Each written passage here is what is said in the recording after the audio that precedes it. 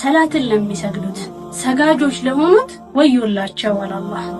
الذين هم عن صلاتهم ساهون እነዚያ እነሱ ከሰላታቸው የሚዘናጉት ለሆኑት በጊዜ የተገደበሽ ከመሆኗ ጋር ወቅቷን ለሚያሳልፍ ሰውነት የዱንያ ውጥረቱ ጭንቀቱ ሲበዛ ሰላትን ለሚዘነጋ ልብ ወዮለት። እናንተ እኮ ይህን ጨረቃ እንደምታዩት ጌታችሁን ታዩታላችሁ አሉ መልእክተኛው ሰለላሁ ዐለይሂ ወሰለም።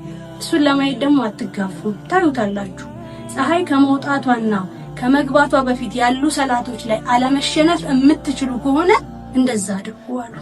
የሱቢ እንቅልፍ ከባድ ሊሆን ይችላል ከጀነት የጌታችንን ፊት ከማየት ግን አይበልጥ።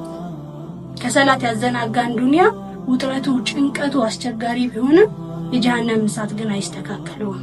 ለዚህ ነው ሙአዚኑ ደግሞ ደጋግሞ هيا على الصلاة هيا على الفلاح عفوك